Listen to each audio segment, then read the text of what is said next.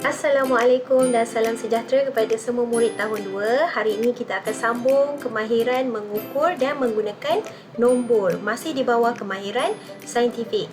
Baik, objektif pembelajaran kita, cikgu harap pada akhir pembelajaran murid-murid dapat yang pertama, menganalisis 2 hingga 3 peralatan yang sesuai untuk mengukur objek. Dan yang kedua, menilai kesesuaian alat dan unit piawai yang digunakan bagi 1 hingga 3 aktiviti yang akan dijalankan. Okey, ini adalah situasi di mana Nurul dan Kanang sedang mengukur berat. Baik, Nurul memulakan perbualan, berat saya 24 kg. Bagaimanakah kamu mengukur berat kamu? Saya mengukur berat saya dengan alat penimbang ini. Jadi dalam situasi ini merupakan alat penimbang. Alat penimbang ialah alat piawai. Baik. Seterusnya, ada nombor. Okey, sedang mengukur nombor. Jadi pastinya ada nombor iaitu 24. Dan seterusnya, kilogram. Kilogram ini ialah unit piawai. Jadi unit piawai untuk mengukur berat ialah kilogram. Seterusnya, berat kamu 35 kg.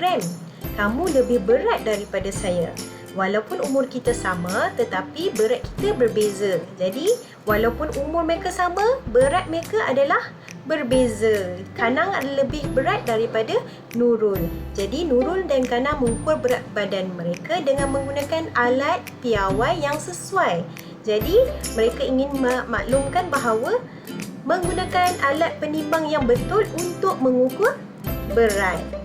Jadi, mereka telah menggunakan kemahiran mengukur dan menggunakan nombor dengan betul. Seterusnya, cikgu nak tanya, apa itu alat piawai?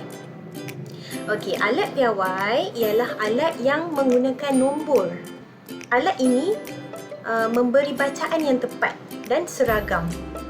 Jadi, alat piawai yang pertama yang seperti dalam contoh yang ditunjukkan, pembaris untuk mengukur panjang, pemberat untuk mengukur berat, silinder penyukat untuk mengukur isi padu. Apa itu isi padu? Isi padu ialah cecair. Sama juga dengan kelalang kun. Ini adalah kelalang kun. Kelalang kun digunakan untuk mengukur isi padu, cecair. Yang ini berbeza pula. Ini ialah jam randik ataupun stopwatch. Digunakan untuk mengukur masa. Ini untuk mengukur panjang. Kita panggil ini apa? Pita pengukur. Yang ini pula ialah termometer untuk mengukur suhu. Okey, seterusnya, apa itu unit piawai? Unit piawai ada bermacam-macam jenis. Tetapi penggunaannya adalah bila guna untuk ukur panjang, kita gunakan unit piawai sentimeter dan meter. Tetapi mengukur isi padu, kita gunakan mililiter, liter. Untuk mengukur jisim, kita gunakan unit piawai gram, kilogram. Tetapi untuk mengukur masa, kita gunakan saat dan minit.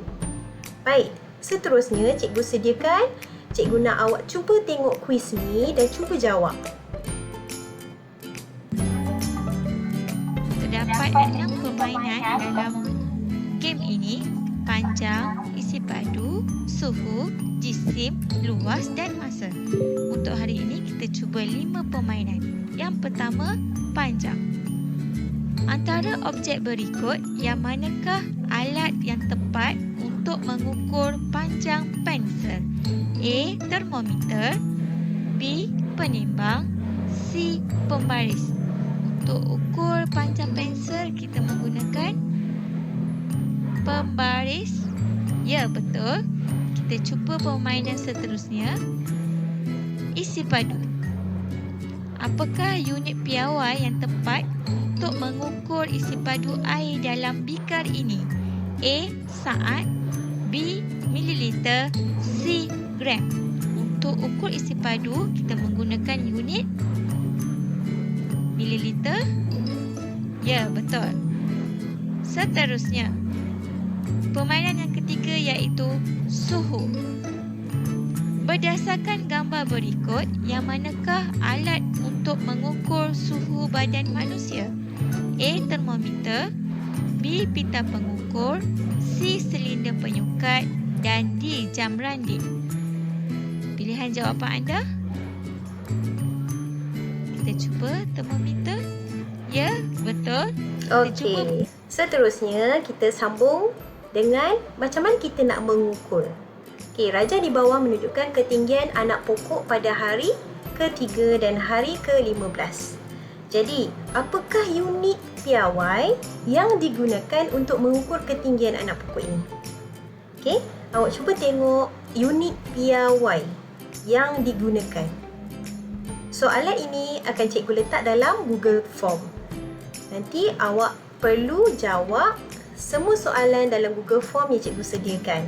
Jadi, cikgu harap satu perkara yang awak perlu ingat adalah kemahiran membuat pemerhatian secara kuantitatif dengan menggunakan nombor atau alat piawai yang standard atau seragam. Jadi alat piawai yang kita dah belajar mestilah ada nombor dan mempunyai bacaan yang tepat. Jadi cikgu harap melalui video ini awak boleh faham dan awak boleh jawab soalan yang cikgu sediakan. Terima kasih.